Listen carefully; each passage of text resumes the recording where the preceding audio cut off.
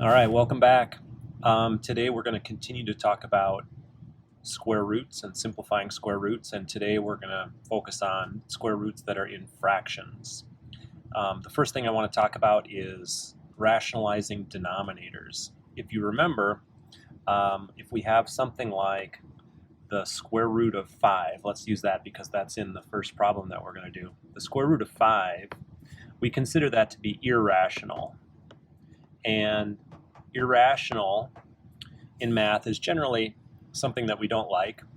And we want things to be rational. So that's why we are calling this topic today rationalizing denominators. Because what we're going to do is we're going to take the denominator over here. In this case, we have the square root of 5 in the denominator, and we're going to rationalize it, which means we're going to turn it into a rational number. And in this case, we're going to turn it into an integer. Okay, so to do that, what we need to do is we need to multiply this expression by something that won't change the expression at all, and that is the number 1. And the way we're going to do that, though, is instead of multiplying just by the number 1, what we're going to multiply by is the square root of 5 over the square root of 5. Okay, so the square root of 5 over the square root of 5 is 1, because when we divide something by itself, it's equal to 1. So we're not going to change the expression at all. We're just going to change the way it looks. Okay, so when we do that, we multiply across. So we have 7 times the square root of 5 over the square root of 5 times the square root of 5. Well, that's the square root of 25. And then we can simplify this one a little bit further, because the square root of 25, we can simplify that into 5. So we end up with 7 times the square root of 5 over 5. And so we've rationalized the denominator of the fraction. Okay, let's look at another example, one that's going to change things a little bit, but not too much. In this case, we have a fraction underneath a radical, which is something we don't like, and we know how to get rid of that. And so the way we can get rid of that is simply just to split the fraction into 2 radicals. So we're going to say we have the square root of 11 over the square root of 2. And then we don't like this now because it has a radical in the denominator. So the denominator is irrational, and we want it to be rational. So we're going to do the same thing that we did before, where we multiply by the number 1, but in this case, the 1 is going to look like the square root of 2 over the square root of 2. And when we multiply across, the square root of 11 times the square root of 2 is the square root of 22. And square root of 2 times the square root of 2 is the square root of 4, and we all know that the square root of 4 is 2. So when we rationalize the denominator, we end up with the square root of 22 over 2. Okay, let's take it one step further and look at another one. In this case we have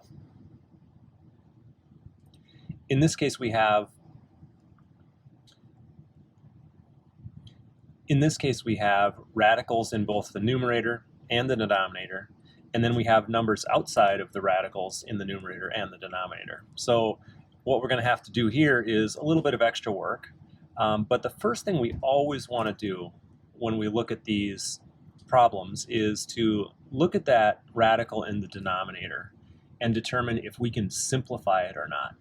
In this case, we can simplify that denominator because 32 is equal to the square root of 32 is equal to the square root of 16 times the square root of 2, right? So we can rewrite this as 2 square root 16 square root 2, and then we'll keep the numerator the same. And then we can simplify that denominator a little bit more. So the square root of 16 is 4, right? So this is going to be 4. So we have 2 times 4, so that's 8. So we end up with, let's see here, let me get back to the blue one.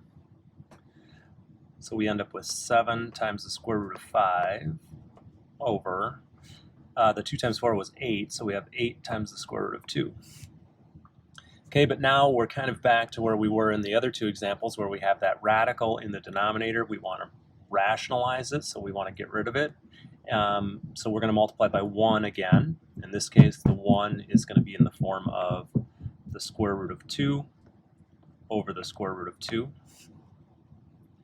And we're going to multiply across. So when we multiply across here, I'm going to come down here, so I'm not going to run out of space. So I'm going to multiply what's underneath the radicals in the numerator. So I have 7 times the square root of 10.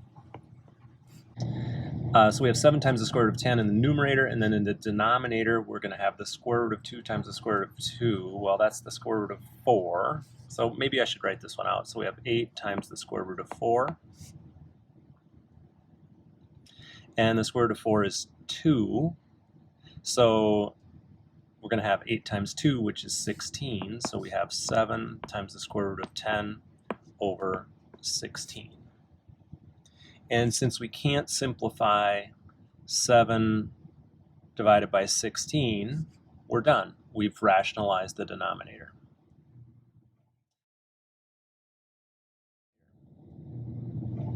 Okay, let's take it even further now and talk about something that is probably going to be a bit challenging to grasp at first, but you'll eventually get it.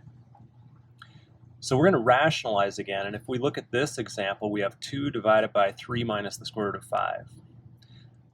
We don't just have a radical in the denominator, we have a binomial in the denominator. So what we're going to have to do is we're going to have to rationalize, but we're going to do it by using this thing called conjugates.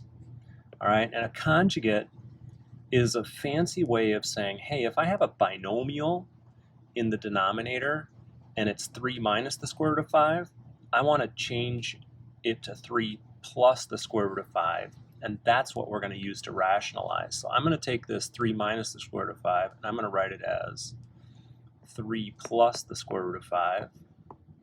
And whatever I do to the bottom, I have to do to the top, right? So I'm multiplying by 1 here. Okay, so I have 3 plus the square root of 5 over 3 plus the square root of 5, which is just 1. So I'm not going to change the value of the expression at all. I'm just going to change the way it looks. And so we multiply across. So the top, we have 2, and we're going to distribute it to everything in the binomial that's on the right-hand side. So maybe we should put these in parentheses to make them even clearer. So now we have binomials in parentheses. So we're going to have 2 times 3 plus the square root of 5. And then in the bottom, what's really cool about the bottom is, if you remember from multiplication of radicals, when we have 2 radicals that look exactly the same except they have different signs, what we end up with is the middle terms being eliminated. So all I have to do is multiply the 3 times the 3, and then the negative square root of 5 times the positive square root of 5. So in the denominator, I end up with, well, 3 times 3 is 9, and then negative square root of 5 times positive square root of 5 is minus the square root of 25. Okay, so I can simplify a little bit further now, but before I simplify the top, I want to simplify the bottom. And you're going to see something here that's going to hopefully help save you some time down the road. So before I distribute that 2 to the terms on the top, what I'm going to do is I'm going to simplify the bottom. Well, I know that the square root of 25 is 5, so I end up with 2 times 3 plus the square root of 5. Whoa, all over 9 minus 5, which is 4. And now the thing I want to notice is that, hey, I've got a 2 here, I've got a 4 here. I can simplify that because I know that 2 divided by 2 is 1, and 4 divided by 2 is 2. So I can simplify and write this as 3 plus the square root of 5 over 2. Okay, so a little bit tricky there at the very end because we could simplify the numbers that were outside the parenthesis in the numerator and then the denominator. Okay, let's look at another one. In this case, we have 5 divided by 7 minus the square root of 10.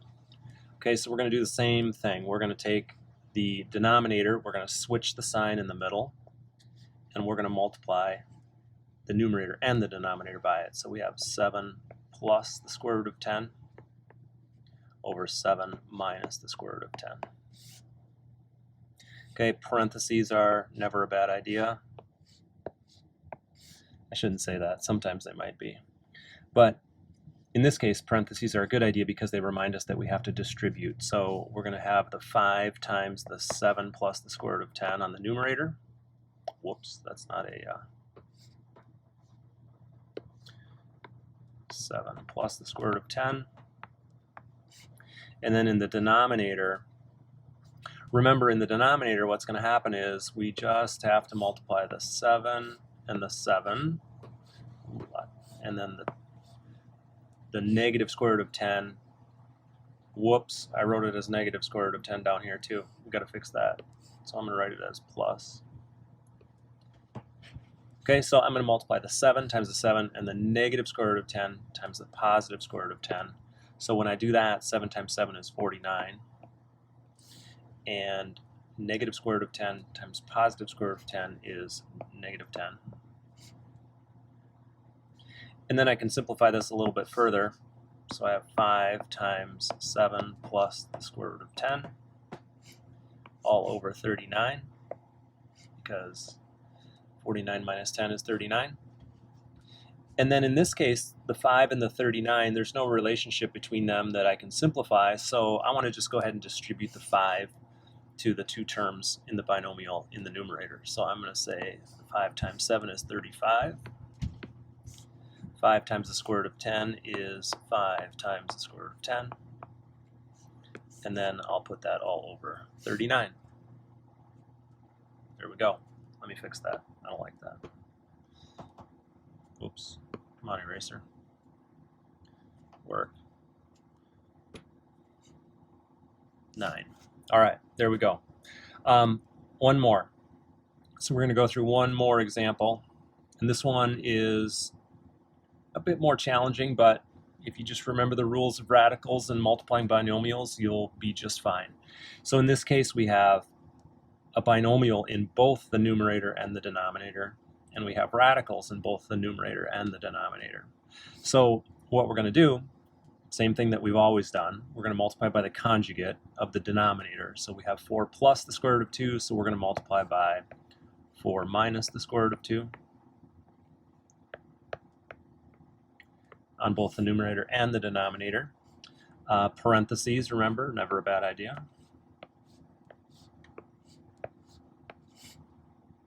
Okay, so when we simplify this one,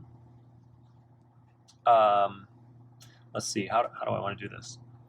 Let's just go ahead and let's extend this line a little bit further. Let's make it go all the way over. And so we're going to, again, multiply 4 times 4. Okay, so when we multiply 4 times 4, we get 16. And then we're going to multiply the, let's do this, green, square root of 2. And the square root of 2, one's positive, one's negative, so we know we're going to have subtraction. So we're going to say minus, well, square root of 2 times square root of 2 is 2, so we have 16 minus 2. So we know that's going to become 14 eventually, but let's now mess with the top. So the numerator gets a little bit more challenging because we have to distribute 4 times, right? So we're going to take the 2 times the 4 here, and so we get 8. And then the 2 times the minus the square root of 2, so that's minus 2 times the square root of 2. And then we're going to do the same thing with, let's do red here. Square root of 3 times 4 is plus, I'm going to write it the other way around. I always like to put the number that's outside the radical first. 4 times the square root of 3. And then we're going to take the square root of 3 times the negative square root of 2. So we end up with minus square root of 6. Okay, so the next thing that we have to do is we have to obviously simplify the denominator. So we're going to look at the denominator and we're going to say, all right, that is 16 minus 2, or 14. And then we want to look at the numerator, and if we remember from adding and subtracting, we can add and subtract radicals that have the same number underneath the radical. Well, we have a 2, we have a 3, and we have a 6. And none of those can be simplified to equal something that's the same, right? It's not like we have the square root of 8 or something like that where we could take out a square root of 4.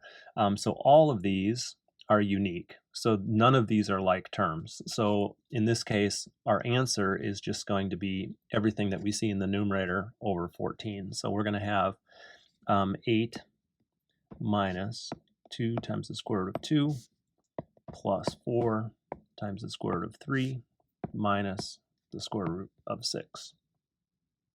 Okay, so now every time we do one with a binomial in the numerator and the denominator, it's not going to be this way. It's possible that we might have to combine like terms in that numerator, so that's something that you really need to be careful with.